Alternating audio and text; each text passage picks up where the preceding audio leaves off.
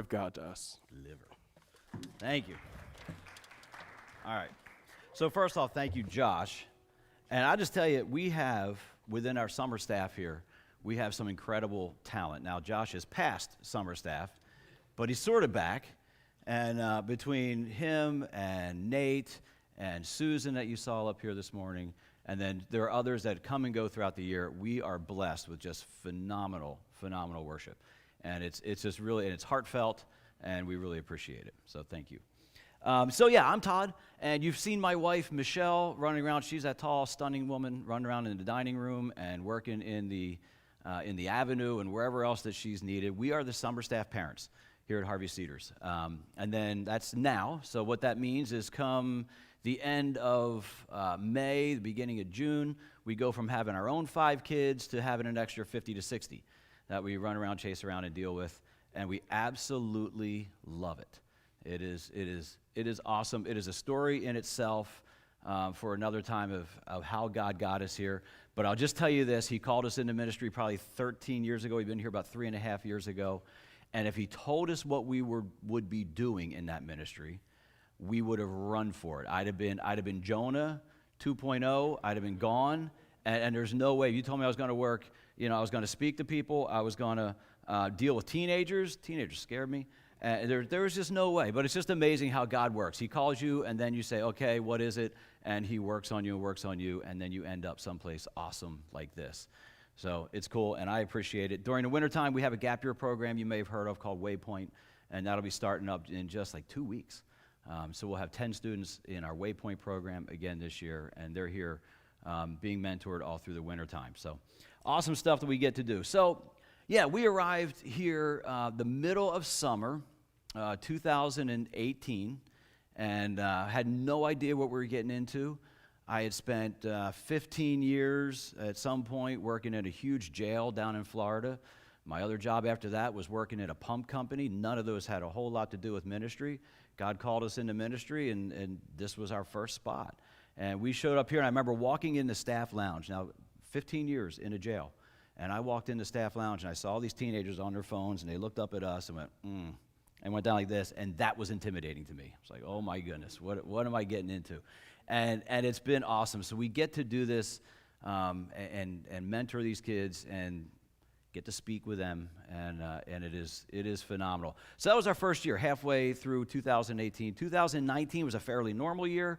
We had a full summer staff. We hired them, and it was great. And we kind of got it figured out, and we were really looking forward to 2020. And then I will never forget John pulling us into a small meeting just off of the dining room over there, back in the kitchen, just the managers. And we heard that groups were starting to cancel, and we had a group coming in that weekend, and they canceled. And he pulled us in. He goes, guys, this isn't good. We may be 5 weeks without guests. And I remember thinking, 5 weeks? You got to be kidding me. It's 2 weeks, flatten the curve, right? 2 weeks, flatten the curve. We're going to get this thing done. Everybody stays home for a couple weeks. We'll go back to work.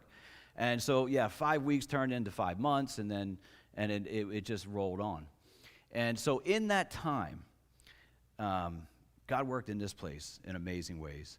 And as we prepared for summer, we had to hire summer staff just like we had a normal, because we didn't know. We didn't know when things were going to open back up. We hired summer staff, then we had to start making phone calls saying, no, you can't come yet. And we didn't get any of our summer staff in until like in July. And some in June, but the main bulk of them came in July. Well, July of 2020 was pretty insane. Not only did we have the full-blown COVID thing going on, but we had riots going on. It was just craziness. The world, it felt like, for a while we felt like it was on the edge, and I felt like it had gone over. What is going on in our country? And it has gone over the edge. And I started searching. I had all these kids coming in. What am I going to teach?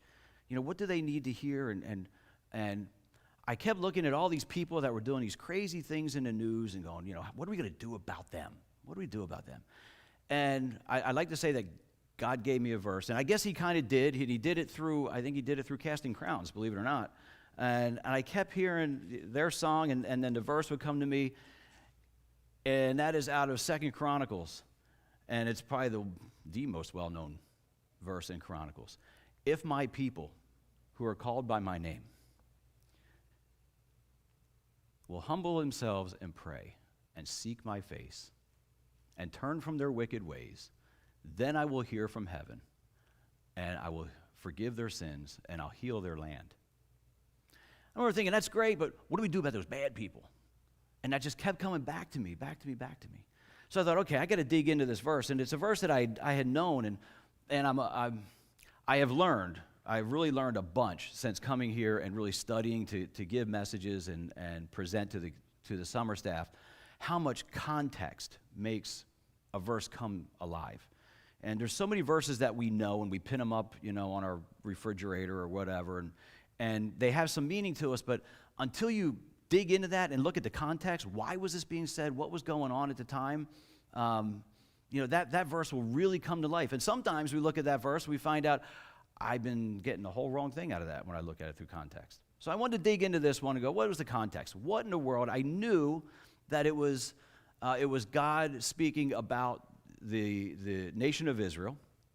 So I thought, what had the nation of Israel gotten themselves into for God to be saying, all right, if you turn from your wicked ways, if you do all this, then I'll heal your land. I thought, man, they must, they worship a golden calf again. What are they doing? They had a really bad track record of being really great and then doing really stupid stuff and then God bringing them back.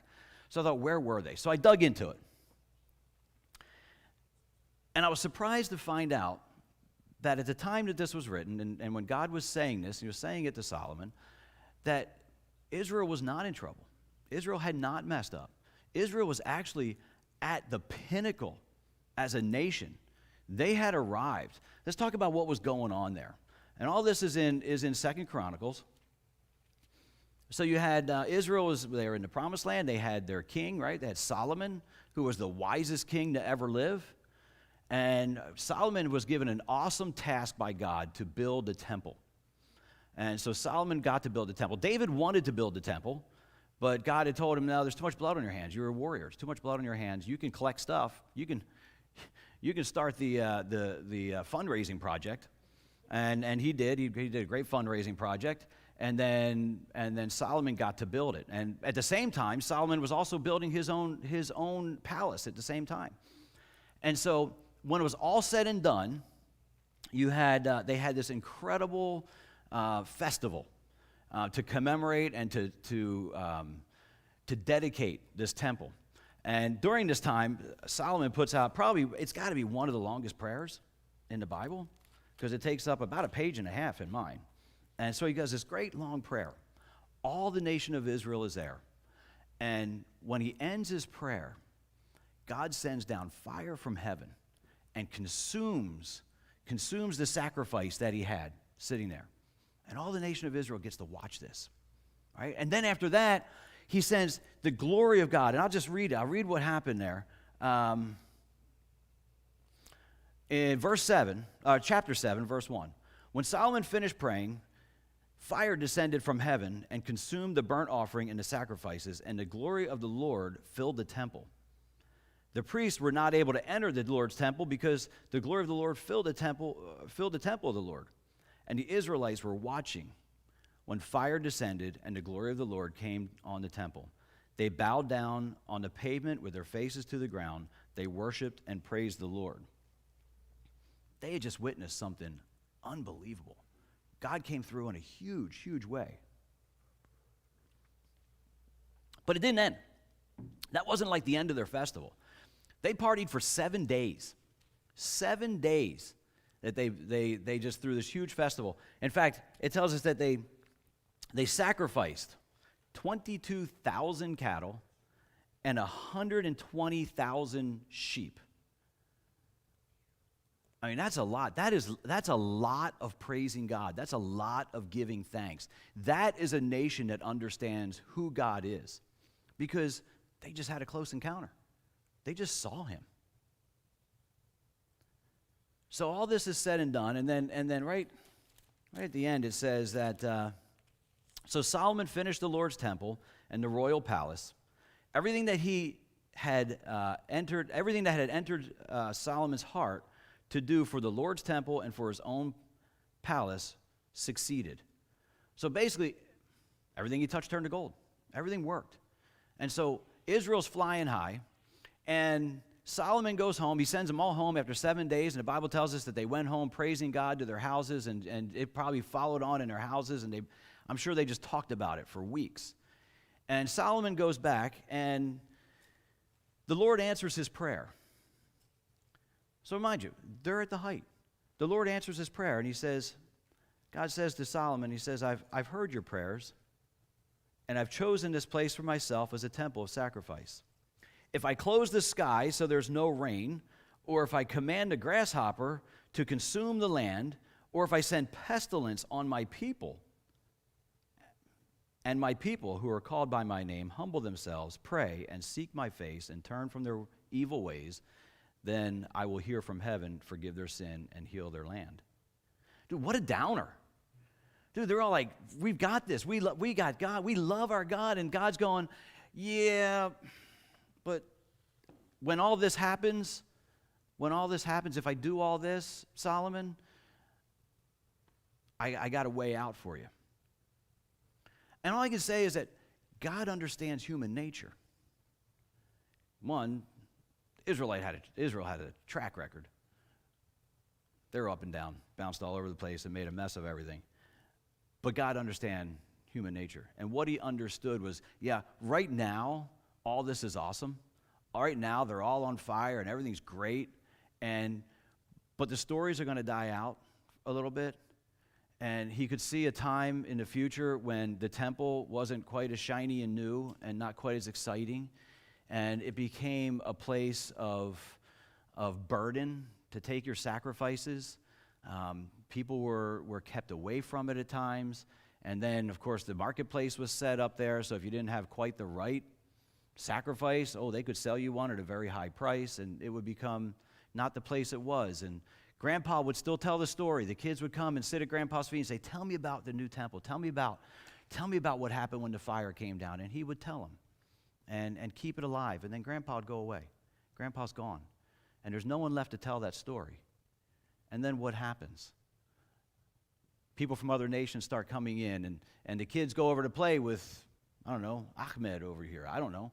And they come home and go, hey, my buddy, they've got a God at their house, and they put it up on a shelf, and they can see it, and they can touch it, and when they worship their God, it's like a big party, it's all fun, and I would love a God like that. We can't even see our God. I can't go in there. I can't see our God. And things would start to change, and they start changing their focus, and that's when God would have to get their attention. And it's just human nature. We do the same thing. We do the same thing on a regular basis ourselves. We have those moments where God is just, you can feel him. You know he did something great. And you can tell people about it. And then you get yourself into a jam somewhere and things aren't going right and the job's not great, school's not going well, and you go, where's God?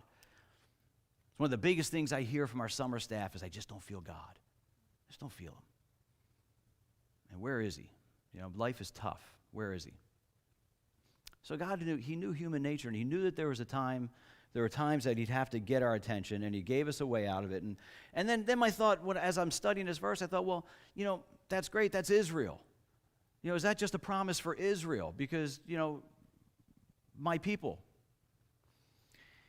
And I was reminded that when Christ died on the cross, he died for all people. And when the church was created, we all became his people. Yes, Israel has a very special place in God's heart. But when it comes down to it, as believers, we carry his name, and we are his people, and the promise carries over. So what's that mean for us? How does that relate to our country? And I can look back, and I don't look back. My dad was a World War II vet.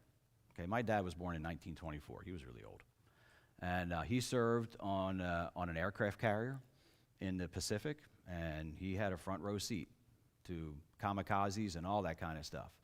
And he told some stories. But he talked a lot about faith during that time and what the people felt, how they turned to God, how there was prayer everywhere, all the time. And in fact, not only in this country, but in England, the people were in such despair, because of course the battle was on their turf at times. The people were in such despair that the government reached out to a guy named C.S. Lewis and said, would you do some radio shows? We need you to go on the radio and talk to the people and give them hope. Show them the hope that we have. And out of those talks, Mere Christianity became a book. That was the government at the time saying, our people need help. And they knew where to find it at the time. And it was much that way here.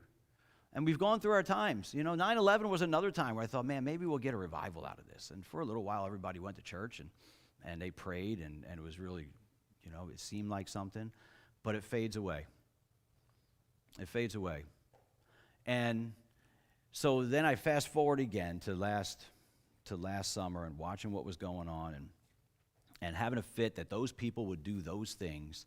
And what are we going to do about them? And a friend of mine would often remind me, he said, why do you get upset at lost people acting like lost people? He said, they're just doing what they know. I said, what's the answer? And I came back to this verse. If my people who are called by my name would humble themselves. It's our responsibility. We want to fix. We want this nation turned around. It's not about pointing fingers at the people that we see as causing problems. It's about looking at ourselves. So there's just a few steps. This verse lays out just a few steps of what does it look like to get ourselves turned back around. First, there's 4 steps. It is humble yourself, pray, seek his face, and then turn from your wicked ways. Let's break them down just a little bit, all right? So we can kind of lump the first 2 together. Humble yourself and pray. A little bit different, though, because we can pray a lot. We can get up here, we can pray, we can make it sound really, really good. But what happens when you humble yourself? What does that look like? And I love it. His name just went away from me. It'll hit me later. Doesn't really matter. And he says, I'll come up with his name. But he says, you want a special moment with God? You want to turn around inside? You're 20 inches away. You want some serious time where God speaks to you? You're 20 inches away. And I'm listening to him say this, and I'm going, 20 inches? It must be 20 inches to the right, right? Because 20 inches to the left wouldn't be, right? You got to move right. All right? Maybe 20 inches forward. 20 inches. You're 20 inches away. 20 inches is the distance between your knees and the ground. Get on your knees. There is no picture of humility more powerful than somebody on their knees. Like I said, I spent 15 years in law enforcement, and I can tell you, being on your knees, you have a massive tactical disadvantage. If you are on your knees, you're at somebody else's mercy. And sometimes we just need to get on our knees. We need to quit doing this and get on our knees and do this and bow your face and say, God, what do you have for me?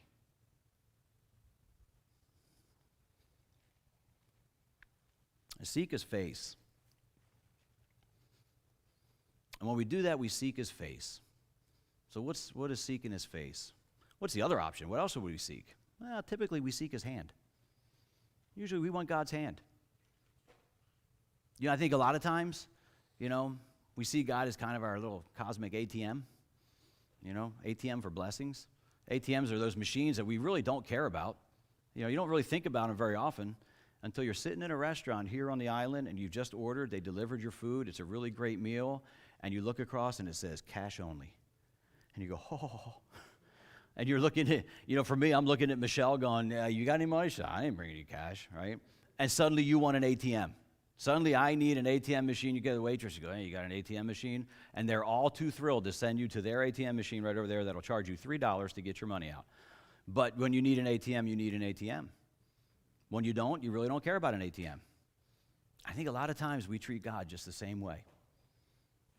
He's there, we know, and when we need him, we'll get to him. We'll tap him. That's seeking his hand. Solomon's dad, David, he knew how to seek God's face. You look back in Psalms 139, forward in Psalms 139, verses 23 to 24. Search me, O God, and know my heart. Try me, and know my thoughts. and see if there are any wicked ways in me, and lead me in the way of everlasting. That's seeking God's face. That's willing to go face to face with him and say, God, show me what's inside. Where is my part in all of this mess? How am I adding to it? Very often we're just adding to it by not subtracting from it. And be willing to let him point it out to you. It's powerful.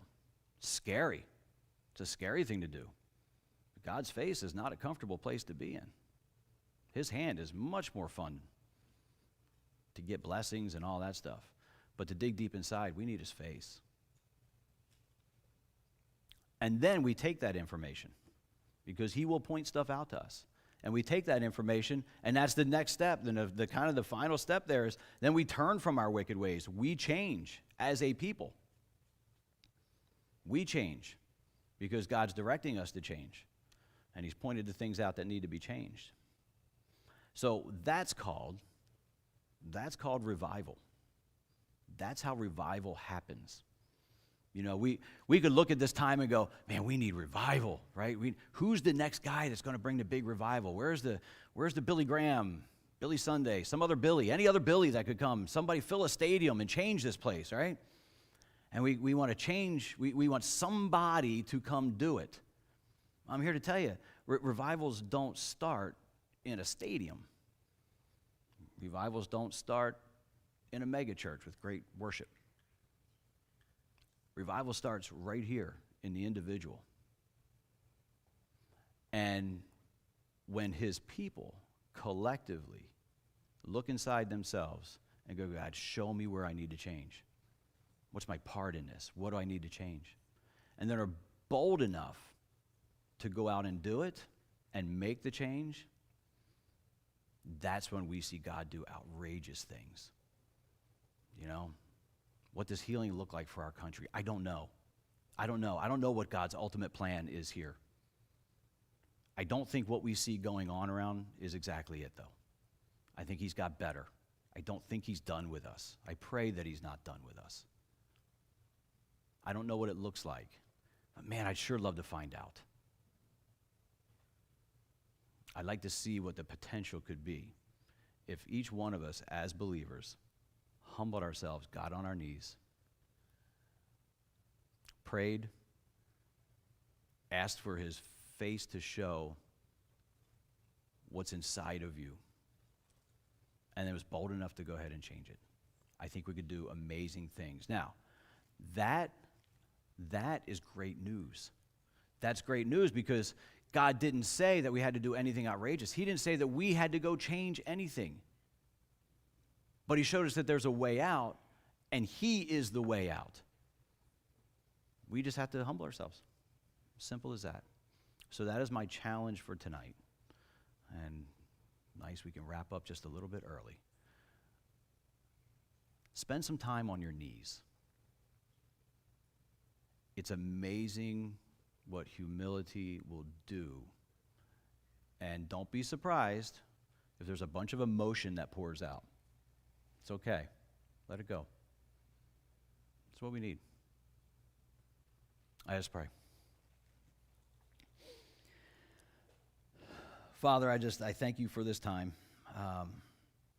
I thank you, Lord, that you have given us a way out because you know that we wander. You know that we fail and we wander away, and you've outlined ways that you nudge us back. And sometimes that nudge is with a 2x4. And God, sometimes I think we feel like this country has been hit with a 2x4, and we need you. And so, God, I just ask you to humble us and give us the courage to seek your face and to make the changes. God, we thank you for these people here that took their time to come tonight. We thank you for Harvey Cedars that is open and thriving amidst everything that's going on. And I ask you to keep your hand upon it. And just be with us for the rest of our time here. In Jesus' name, amen. Amen. Thank you, Todd.